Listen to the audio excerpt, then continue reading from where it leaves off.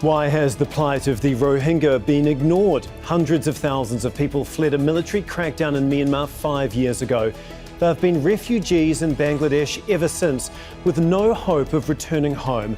So what future do they have? This is Inside Story.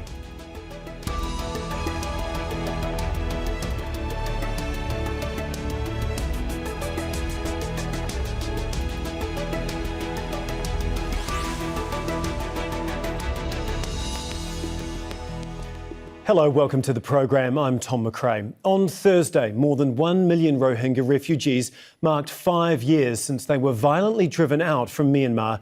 Most are still stuck in what's become the world's largest refugee camp in neighbouring Bangladesh.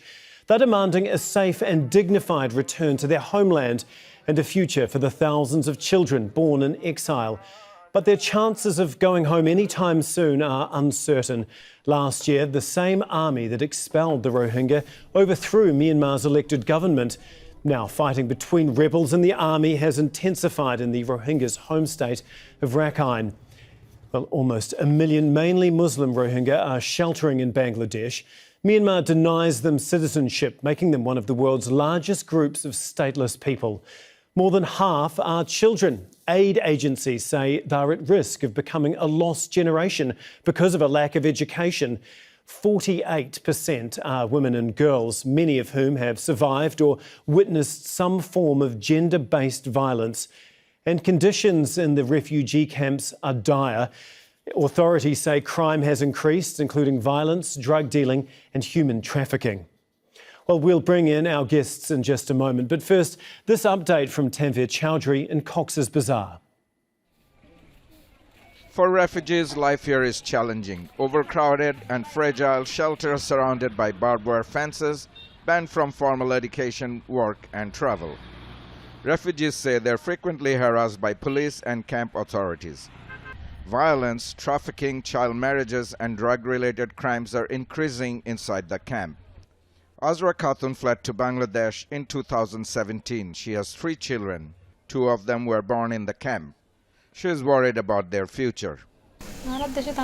We had enough. We want to go back home to Myanmar soon so that our children can get some education and have a normal life. Bangladesh says it has done more than enough and it's time for the UN and global community to deal with the plight of the refugees.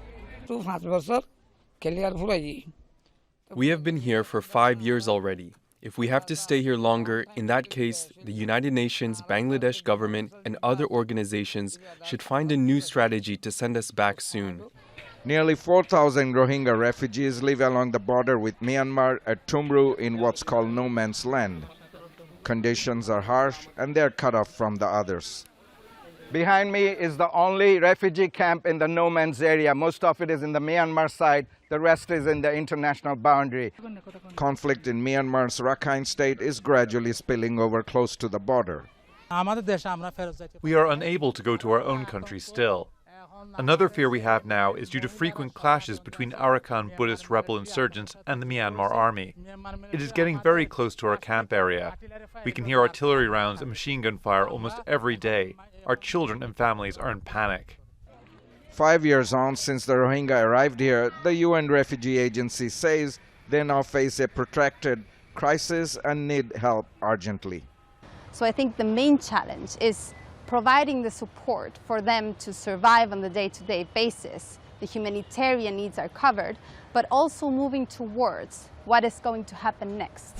Many Rohingya refugees feel increasingly frustrated that they have little say in decisions about what happens to them, and that their fate and destiny appear to be at the mercy of others. Tanvir Chowdhury, Al Jazeera, Cox's Bazar, Bangladesh.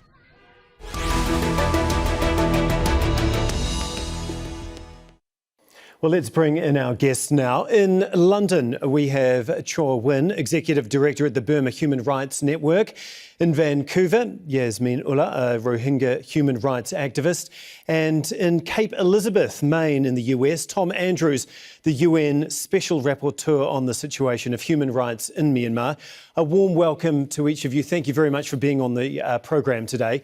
Yasmin, I want to start with you. 5 years on, does it feel like anything has changed or have things simply gotten worse? Unfortunately, things have gone worse. I think the segment by Tanvir was very, very captivating and very much true to what the sentiment is like on the ground. People are extremely worried that their situation's not going to ever get better. Neither would it get better in Rakhine State due to the junta's doing, and neither would it get better in the camps where restrictions are increasing in order to push people to go back home in an unsafe conditions. And so our communities are basically stuck in a limbo. And without any choices of our own, our agency completely ignored, and our skills completely, really just neglected and not incorporated in the plans and management of the camps. Kyaw, do you think that there's a feeling of helplessness among the population at the moment?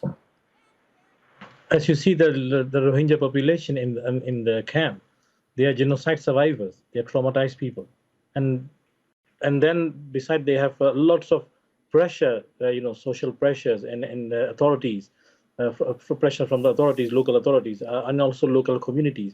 They are surrounded by lots of problems and difficulties, and this is the layers of failures by the international community, including UN, and that's the result we have today. Tom, we've heard and seen quite a lot about the conditions in the refugee camps, but obviously there's hundreds and hundreds of thousands of Rohingya still in Myanmar. What is it like for them there, and has it just gotten worse since the military took power? Well, Tom, that's a very good question. And yes, things are getting, unfortunately, worse inside of Myanmar. There are over 600,000 Rohingya living in Rakhine State right now. I spoke with some of them as recently as yesterday, and I can tell you from my conversations, things are bad and they're getting worse. There's no respect whatsoever for human rights. Conditions are horrible in terms of the bigotry and discrimination that they face. Restrictions in movement are even greater than ever before. 130,000, more than 130,000, are living in what are called IDP camps. They're really concentration camps, if you will, open-air prisons. I've been there. And, 5 years ago, when I was doing a fact-finding mission before I became Special Rapporteur, I was meeting with people there, and one man, I'll never forget it, he said, look, if the world won't help us, then bomb us, bomb the camps, because it would be better for me and my family to die than it would be to continue to live in these conditions. This is 5 years ago. So the fact is that this grim milestone that we have marked, the 5th anniversary, was not the beginning of the living hell that Rohingya men, women, and children have been suffering. It's been going on for some time, and it continues to go on in Rakhine State in Myanmar, even as we speak. Yeah, we'll get to the, I guess, maybe the lack of response from the international community shortly. But just while we're speaking about these camps and the plight of the people within them, education in the last few months has been a massive issue. Yasmin, can you tell us a little bit about what has changed in the last 5 or 6 months in terms of educating young people in Cox's Bazar? Yeah, I know for a fact that our community has done a lot of work to uplift ourselves. And a lot of these informal schools have been run mainly by donations within the community. And, however much we can muster and get together, we actually send back home. But we actually have been seeing the dwindling ability to actually transfer the funds inside Cox's Bazar to the people that we're working with. On top of that, many different, access that we used to have are actually closed down.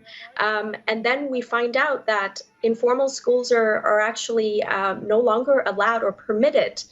It was sort of ignored, neglected for a very long time that we did this, as long as it doesn't mimic any curriculum that can work in the Bangladeshi curriculum.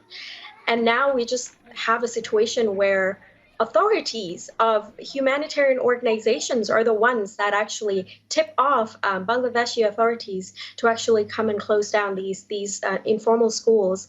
And now the people are in the camps are actually really feeling helpless because they don't know where to send their children. The informal schools that we have were by no means, helpful or not necessarily helpful, but more so that it was not sufficient in any sense, but it was enough to actually get people to see the prospect, to actually hope for the future. But in this case, when all the schools are closed down, and in connection to that, we have rallies of people being told to actually say that they want to go back home regardless of the situation, there is connection there where education is no longer accessible. And here we have a group of people saying that they're going to go home regardless of how the conditions might be. It's just mind-boggling how things are developing and really worsening at this point. Yeah, Kyaw, I see you nodding your head along to those statements there. With half of these camps made up of children, what does a lack of education on such a large scale mean to the future of these people? Are you concerned that there's going to be a lost generation created through this? Yeah, first of all, we would like to thank to Bangladesh for saving the life of the Rohingya people, but not allowing them for the education is killing their souls. Look at that population. 52% of the population is the young people, those who are school age, and they are not allowed to go to schools, and they don't have any. They are not even young Rohingya youth. You see that the way they have training, giving the education to the children, it is very remarkable. I really salute them. The way they have come stand up for the community, but then also prohibited by the Bangladesh government. And from the human rights perspective, it is a crime. You are not allowing young generation for education, and that means you are destroying the community for their future in a long-term damage that going to cause. And Bangladesh will be the first country who will going to face the problem because they are there now. Practically they are there now. And as long as the Burmese military or government or any not opportunity to have to repatriation, they will be there forever. Bangladesh government, how many decades they have been struggling for diplomatically to send them back to Burma. It is failed. So there must be an alternative way. But until they go back, they're able to go back, they are there. So they need to stand up on their own. The education is the most important and the backbone of the community to stand up on their own. So Bangladesh government need to consider seriously to allow their schools, and not only informal, formal schools as well. And let the international community also raise this concern with the Bangladesh government. Tom, just on the Bangladesh government, 5 years ago, I imagine that they never thought that they would still have 1 million refugees living within their country in these sorts of conditions. Has too much pressure and responsibility been put on that one country? And what can be done about it at this point in time? Well, there's an enormous amount of pressure on the Bangladesh government, and frankly, there's not enough has been done to support them by the international community. There's no question about it. Now, you think about it, Bangladesh is a developing country, a lot of challenges that they're facing. Of course, the world is facing a very difficult economic period right now. They have a lot on their plate. Add to that more than 1 million people who they welcomed into their country to save their lives, literally running for their lives. And now they're faced with an enormous challenge of how to deal with this enormous responsibility without adequate support from the international community. So I think it's really, really important. All the points that Yasmin and Kyaw are making are very, very important. And what Bangladesh needs is obviously voices to be heard from inside those camps. They need to listen and be responsive to those voices, but also they need support and engagement to a much greater degree from the international community. They deserve our thanks, but more than that, they deserve our support. Do you feel that this plight of 1 million refugees is getting attention at the moment because it's a significant anniversary, 5 years on? But do you think that a lot of it is a lot of talk, but not much action? Yasmin, how do you feel that the international community has responded to the plight in the last 12 months or so? Do you think it's been forgotten? I unfortunately think that it has been. A lot of times there is this curious trend within the international community when it comes to dealing with the Rohingya cause or the Rohingya plight. it always acts as if Rohingya issue is separated from the Myanmar issue. And there we have it. We have the coup and the widespread violence across the country because the international community has actually ignored the concerns that were voiced by the Rohingya community and leadership. And now we are stuck in the middle of the issues of human insecurity and various other restrictive livelihood and, apartheid-like conditions within Rakhine State and the penalization of mobility within Rakhine State and across Myanmar for the Rohingya. All of this is basically going back to the issue that is not dealt with well enough or in full force, which is impunity. Especially the impunity enjoyed by the Myanmar military. There are still many countries that are dealing business and connecting or benefiting from the economic incentives and basically enabling the Myanmar military junta by extension. And that is prioritized over saving our lives, saving people's lives in Myanmar and in Cox's Bazar and Rohingya all across the world. And so we have this issue of priority not being, placed on the right issues or on, or morally seen almost. And so when we deal with issues of Rohingya, it's almost like we're actually just trying to kick down the doors that it would never open for us. And we have issues like this where, dwindling funds are really an issue for the Bangladeshi government. And again, I may be critical of the management and the plans, but it needs to be said that Rohingya likelihood of actually repatriating is almost impossible at this moment in time unless the international community really comes together and find resolutions while also holding the Myanmar military accountable in the ways that uproot their, or eradicate their power or influence over Myanmar. Without that, and without, addressing the issues of lack of agency in the camps, without those issues addressed, we really won't be able to get anywhere, and the Rohingya situation will get even worse. I see all three of you nodding, seemingly in agreement there. But Kyaw, what exactly would you like the international community to do? Is it more money? Is it sanctions? Is it legal action? What can they do at this point in time? Well, there are short-term and long-term strategy we need to have. In the short term, we need to build up the Rohingya community with education and the political support. Education is a very grassroots level, young people, to have a formal educations, and also adults have vocational trainings, so they can build up their life. And on the other hand, the second thing is political support. The Rohingya activists around the world, even in Bangladesh camp as well, they need to get support from the international community for a large, stronger movement that will make sure the repatriation of the community will be decided by the community, by the Rohingya community, when and how will be decided by the Rohingya community, not by the third country or not anyone, and not even by the Burmese military. Because this is the perpetrator, this is the criminal. They are not the partner of peace, not partner of the solution. They should be punished, they should be brought to justice. But it is not going to happen in short term. It will take long time. So we cannot put all our expectation and solution only on the legal matters. Legal matter is extremely important. It is crucial, it's very important. Transitional justice also very important. But we cannot rely entirely, all our movement and action depend on the legal matters. As you see, it takes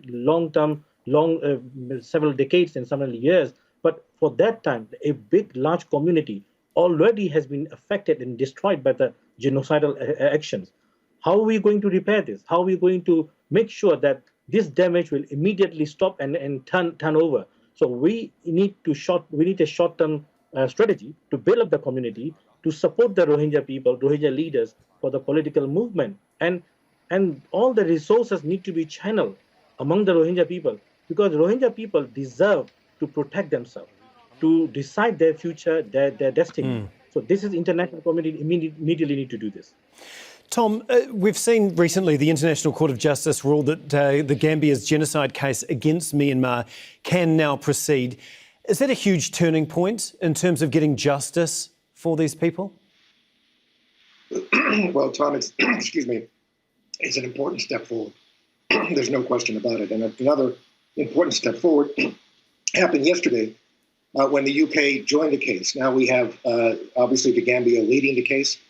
We now have the Netherlands, Canada, and now the UK about to join the case. So both of those steps, the fact that it's going to proceed as a case and the fact that there's stronger support by nations are very important steps forward. But we need to do a lot more than just that. There is ways in which the international community can coordinate their actions, focus strategically the pressure that needs to be applied, diplomatic pressure, economic pressure, the boycott of weapons. We need to cut the flow of revenue to the military junta in Myanmar. Just think about this. The person who commanded the troops that committed the genocide 5 years ago is the one who led this coup in Myanmar last year and is now with his criminal gang, basically, is how you could accurately conceive of this.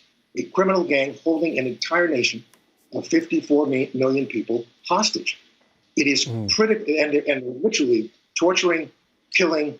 The daily life for the people in Myanmar is a living hell, and it's getting worse. The international community has failed to adequately respond to this crisis. It's failed to focus its energy and attention in a coordinated manner, and I think that needs to be on the agenda of every country who believes in human rights and justice. Otherwise, this nightmare is just going to get exponentially worse before our very eyes. Yeah. We've got a few minutes left, and I'd like to hear from all three of you on this sort of final point. Yasmin, we'll start with you. How much hope do you hold out that one day the people that are stuck in these refugee camps will be able to return home to Myanmar? And what do you think it will take? I think that it would take a lot of efforts, and as Special Rapporteur Andrews have mentioned, it would need a collaborative, coordinated effort from all sides and all parties involved on this to actually uplift the community. And first, it would have to start with recognition that Rohingya survival itself has been a skill set that is immeasurable by any means. And it needs to actually be acknowledged and utilized in terms of planning for the inevitable, which is however long Rohingya would need to stay within the Cox's Bazar refugee camps or other settlements around the world, that they should be able to use those skills to actually meet issues like food shortage, or teach themselves, run educational system, do things that would actually sustain them for the time being until they actually go back to Myanmar. And hopefully they would go back as contributing members of the society. So I have a lot of hopes for my community, and I know that we've survived one of the worst things that could ever happen to humans. We would survive for the next however long it takes for us to gain back, the peace and prosperity that we deserve. But it would need the international community to become serious about the issue and actually take efforts and actions toward that goal. Thank you all so much for joining us. Unfortunately, we are out of time. Such a huge issue and so much to cover. But I'd like to thank all three of our guests today, Kyaw, Yasmin, Ullah and Tom Andrews. Thank you so much for being on the program. And thank you too so much for watching. You can see the program again anytime by visiting our website, aljazeera.com. And for further discussion, go to our Facebook page. That's facebook.com/AJ Inside Story. You can also join the conversation on Twitter. Our handle is @AJ Inside Story. From me, Tom Mcrae, and the entire team here in Doha, bye for now.